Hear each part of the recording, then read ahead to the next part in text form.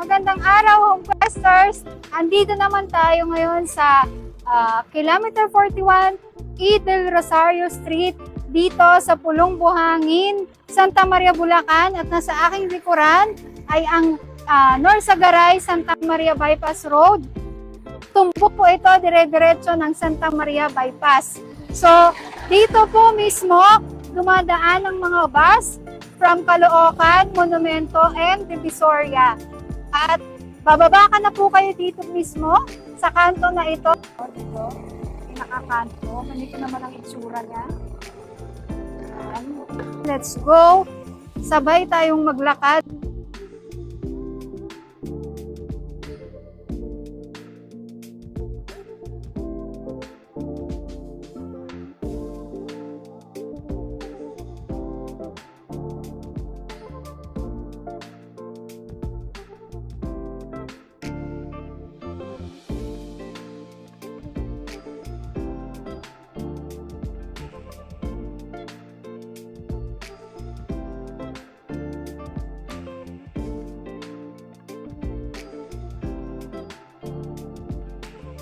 So, hindi po siya liblib, ano?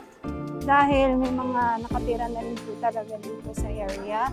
And sila mismo ang nagsasabi na no flooding history po ang site ng Citadela Townhomes. Approximately from the highway, nasa around 100 meters from the highway. Kaya talagang walking distance lang po. Then, ayun lang po siya. Ayun yung highway. Ayun, yun yung highway. Yan. Yun po yung nilakaran natin. So, andito na po ang site ng Citadela Townhomes. So, ito po yung ating main entrance, no? Again, papunta dito, from Monumento, Caloocan, and Divisoria ay isang bus lang. Tapos, baba na po kayo doon kanina sa kanto, sa may highway. Kaya napakaganda po talaga ng location ng Citadela Townhomes. Very accessible.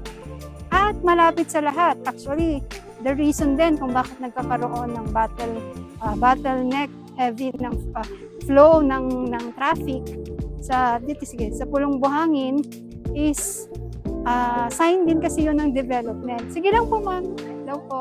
It's okay po. Naka-live lang naman po. So yun. So, sign din po kasi yun ng development. So, ito yung pinaka-site and yung main gate. Sa ngayon, ang mga available units ay batch 4 na. Ayan. Inner units lang. And siguro hanggang doon tayo. Para nagre-reserve pa, oh. And makatuwa naman, regalo na nila yan sa sarili nila. Ayan. So, ayun yung may mga nagre-reserve pa na client. So, dahil wala pang model house, titingnan na lang natin dito is yung tarpaulin na.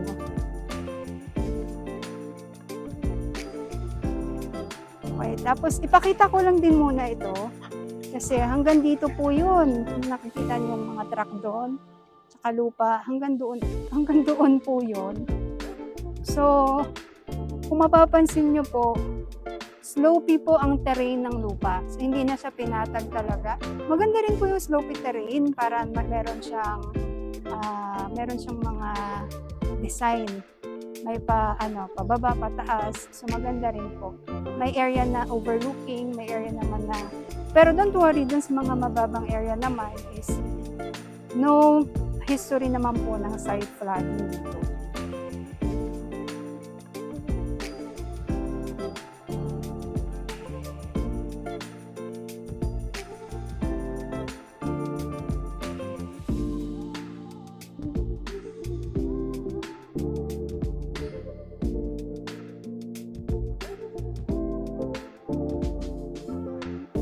Itong Citadela Townhomes, as I've mentioned, yung mula dun sa highway, naglakad tayo papunta dito, is very accessible po talaga. And one bus ride lang po siya sa Metro Manila. So from Caloocan, Monumento, Divisoria, isang sakay lang ng bus. Ang baba niyo doon ay yung E. del Rosario Street na. And then lakad na lang papunta dito mismo sa site. And Ang kagandahan pa dito, no, kung makikita nyo sa aking likuran, yung itsura ng kanyang bahay is very modern, 2-story townhouse with carport provision lahat ng units, and may mini balcony kung saan pwede kang magkape tuwing umaga or sa hapon. Kagandahan, no, walang away-away ng parking kasi lahat may parking. So yun.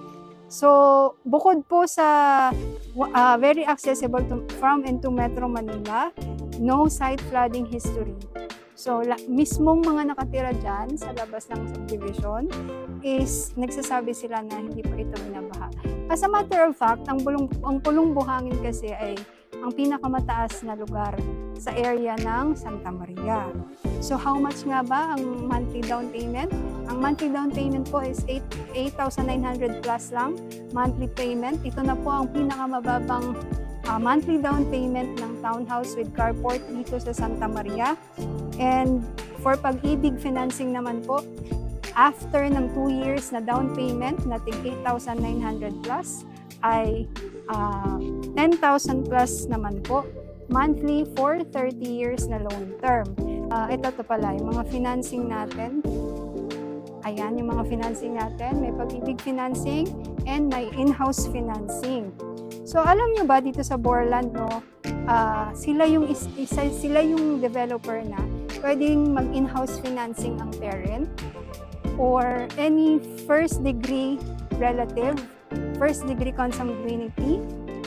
Siya ang financer, tapos ipapangalan niya sa adult yung mismong property. Although in-house financing siya with 11.5% interest rate.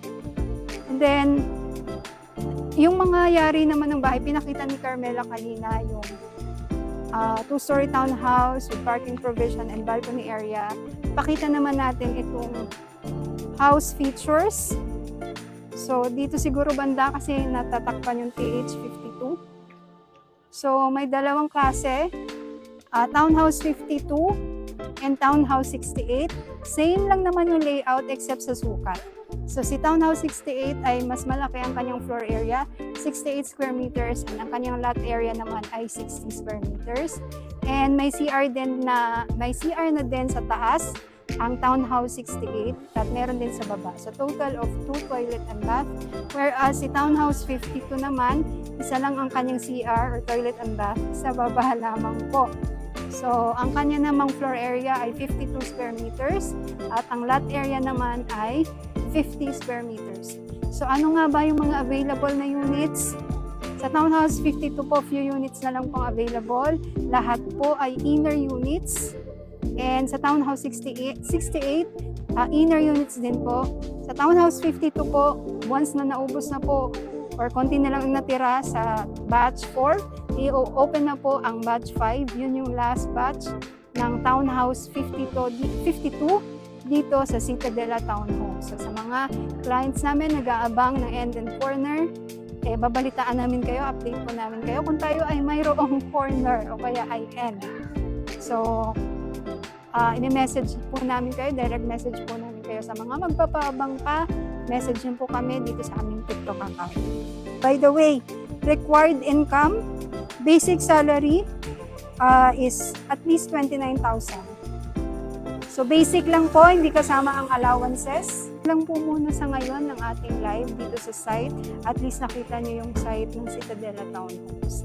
Muna, see you on our next live. Magandang araw. And by the way, I am Ms. Norimel Noliora, one of the sales directors ng RRCT Realty and team leader of Team Home Plus Guide. Have a good day everyone and God bless.